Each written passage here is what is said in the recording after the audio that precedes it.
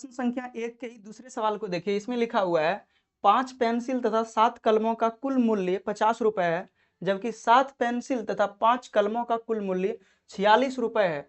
एक पेंसिल का मूल्य तथा एक कलम का मूल्य ज्ञात कीजिए। तो सबसे पहले तो हम लोगों को एक पेंसिल और एक कलम का मूल्य चाहिए। पहले तो हम लोगों को मानना होगा, तभी तो हम लोग कुछ सोच पाएंगे इसके विषय में। तो सबसे पहले करना क्या है, मान लेना है। तो सॉल्व लिखेंगे और उसके बाद मान लेना है। माना कि एक पेंसिल का मूल्य x रुपए एवं एक कलम का मूल्य y रुपए है।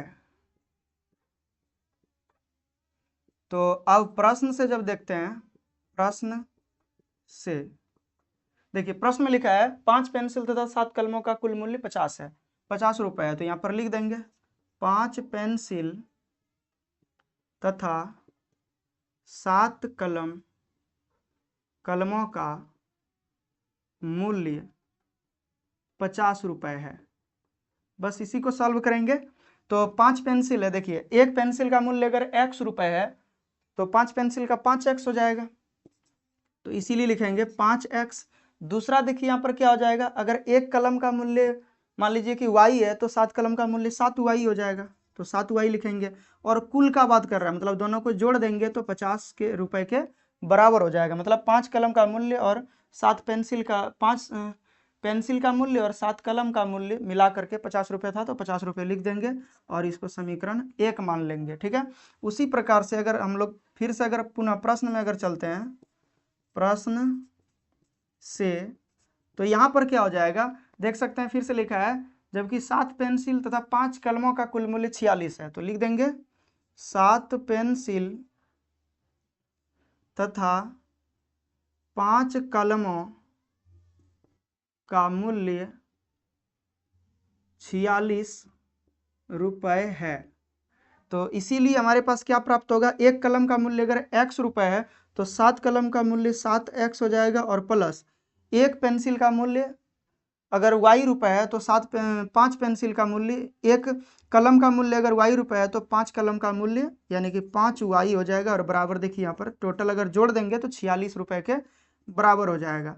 तो ये समीकरण 2। अब समीकरण 1 और 2 को हम लोग हल करेंगे, उसके बाद यानी कि फिर ग्राफ के द्वारा हम लोगों को यहाँ पर x और y का मान निकालना है, मतलब एक कलम का मूल्य और एक पेंसिल का मूल्य ज्ञात करना है।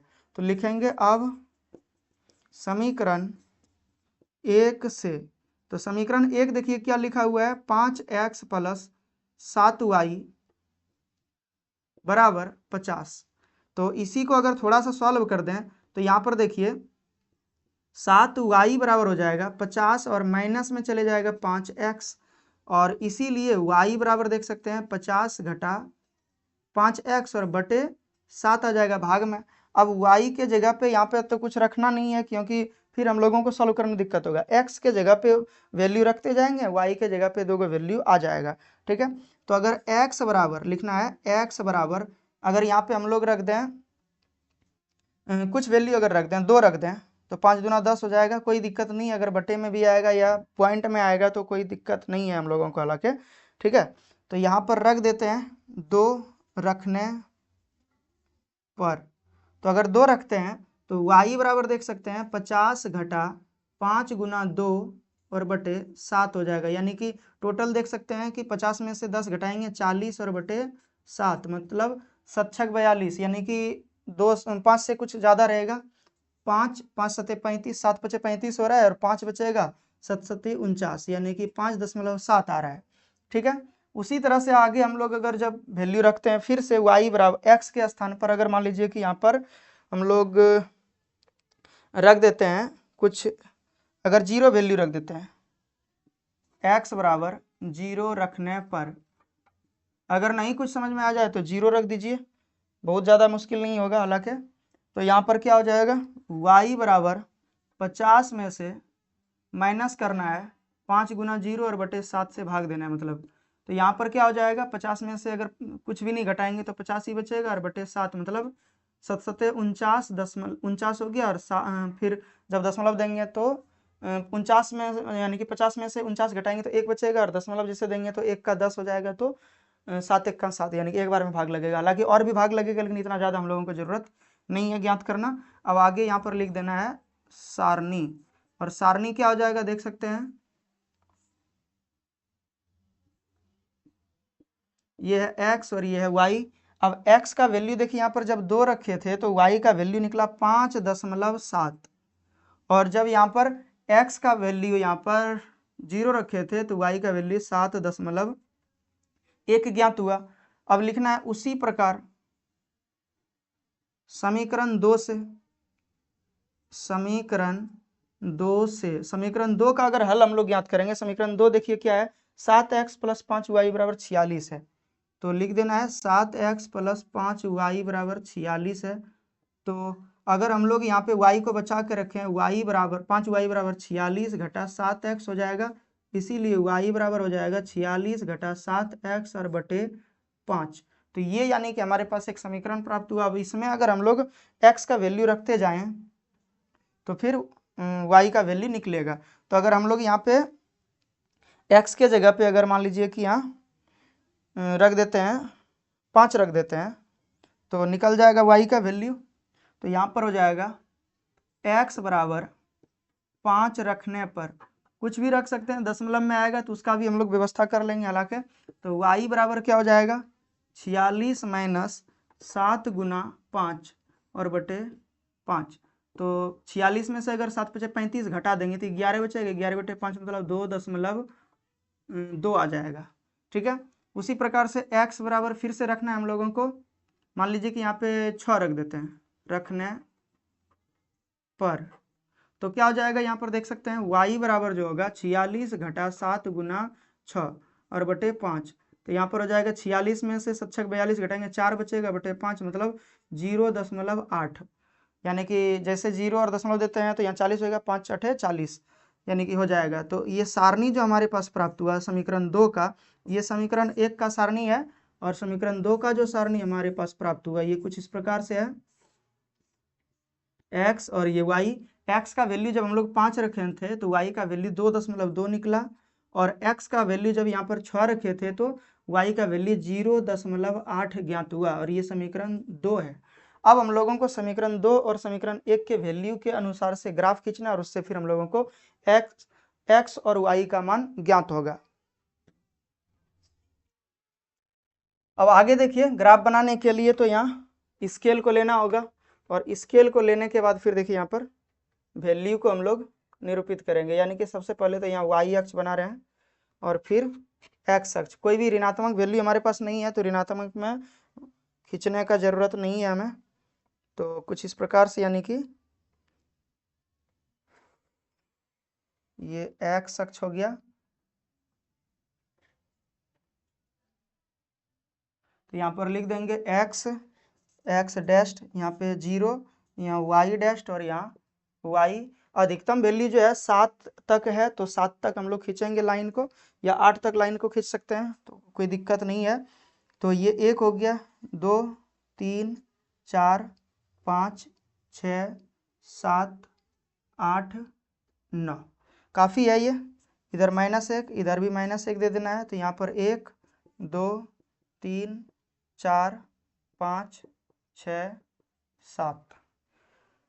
अच्छा, y में ही 7.1 है, तो यहाँ पर थोड़ा सा ऊपर में लिख देते हैं y 7.1 यहाँ पर हो जाएगा, ऊपर में ले लेंगे थोड़ा सा ऊपर करके।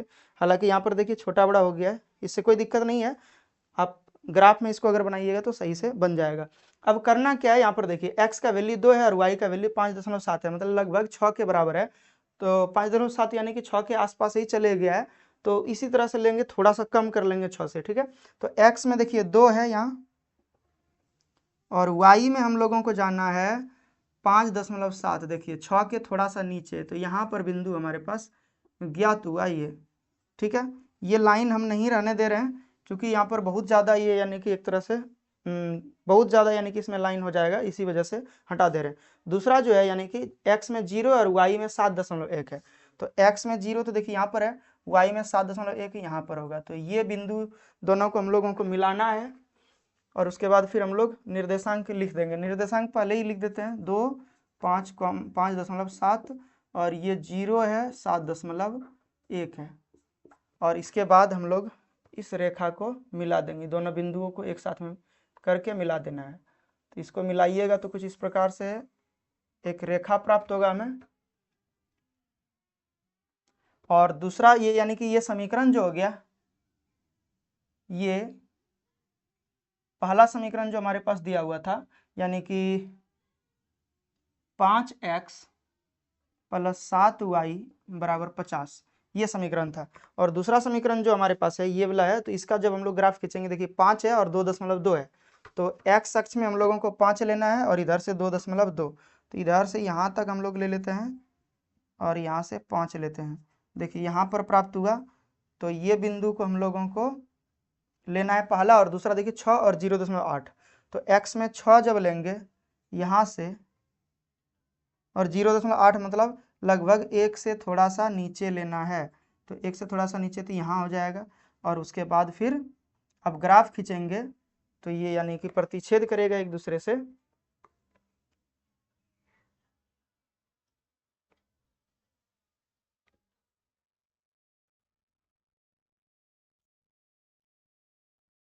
एक दूसरे से प्रतिच्छेद कर गया।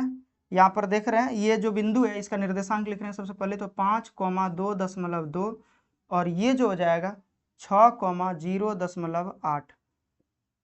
अब ये जो बिंदु है हमारे पास, यहाँ पर देख सकते हैं 5 और इधर से 4। अब 5 4 होगा या कुछ और होगा, यहाँ पर देख सकते हैं 4 तो नहीं है, ये 3 से कुछ अधिक है।